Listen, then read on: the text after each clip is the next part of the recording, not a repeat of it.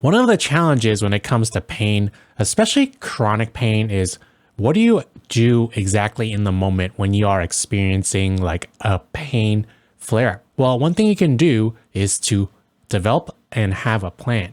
Kind of like if you're going to go drinking or something, right? You probably plan ahead and you might have like a designated driver.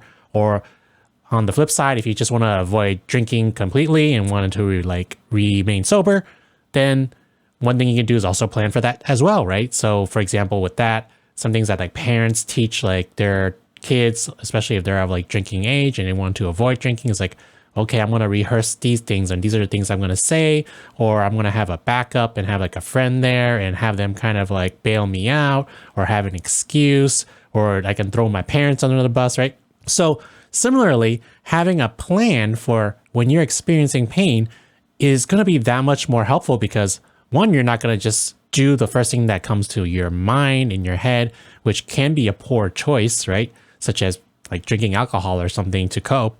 And two, having a plan is gonna lead to more chances of success over the long term because it's gonna be unpredictable sometimes when your pain comes on.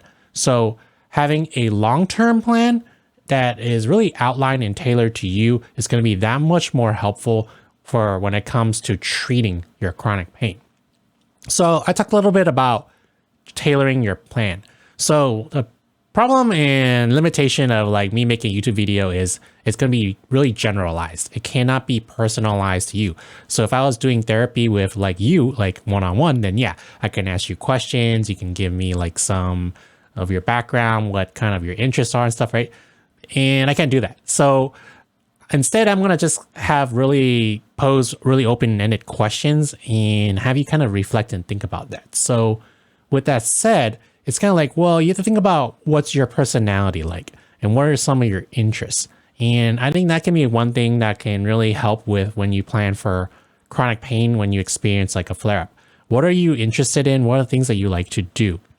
And that can be anything, right? It depends on your gender, your cultural background, your finances, what you like to do on a day-to-day, what your responsibilities are, right? And your time and your habits and what your routines are, so on and so on. There is no one-size-fits-all answer, and just formulating a plan itself, it's not like okay, I'm going to do this like a homework assignment and it's done, right? It can be a evolving process, and I encourage you all to continue to develop and kind of fine-tune what your plan is. And it's also situational or environmentally dependent too, right? Because for example, if you're going to be at home and you have a pain flare up, you might have more things that you have access to. You know where things are. You have probably more options when it comes to things for pain management, as opposed to say you're out in public and you're like walking around, or I don't know, you're at a grocery store or something, right? You're kind of more limited. So when it comes to planning for your pain, you might want to have several plans, such as, okay, when I'm at home, when I'm out and about alone, or when I'm in a social situation, and so on and so on. And it really depends on what you do on a day-to-day. It may also be one for if you're still working, what you're going to do when you're at work. So with that said, I'm actually going to ask you guys, do you actually have maybe not a formal plan for pain, or maybe kind of like a informal, like kind of loose-fitted plan that you do when you have pain? And those of you who experience chronic pain, you probably have some sort of things in your like toolbox for your pain toolbox for what you do already when it comes to pain, right? And so what are these things? And I want you to kind of reflect on it in this moment to think about, what do you typically do? And then what does it do for your pain? One, it probably helps you to relieve pain more than likely, right? Some of you may find some things that help with pain. I'm gonna kind of throw alcohol under the bus for this video, but maybe some of you, and I'm not gonna really judge, right? I've done something like that before. I'm just using it as an example. It's some of you may have used alcohol for pain, right? Or some other things, cigarette, or like stronger medications. It may even be illicit drugs, right? What does it do for your pain? It probably helps to alleviate it, but think about some of the downsides to it. Are there some side effects? Does it make you feel kind of sedated? Does it make you feel pretty crummy afterwards? Does it cost a lot of money in the long term? So if you reflect back on how you typically and what your go-tos are for managing pain, think about if it's really what you're satisfied with or not. Are you satisfied with how you're managing pain with your kind of prior plan? And that's not to say to like completely throw these things out of your pain toolbox and never to use it again.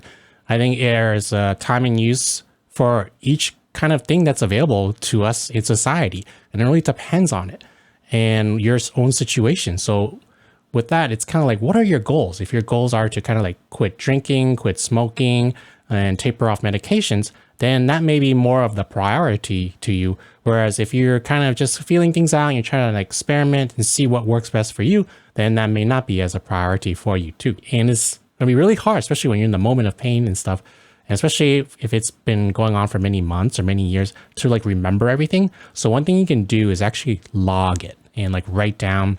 I say write, but these days you can use like your smartphone for it, right? Write down what time you have the pain and how intense is the pain, what you were doing when you were in pain, or what led up to it, and then what your kind of like solution to it is, or how you treat the pain.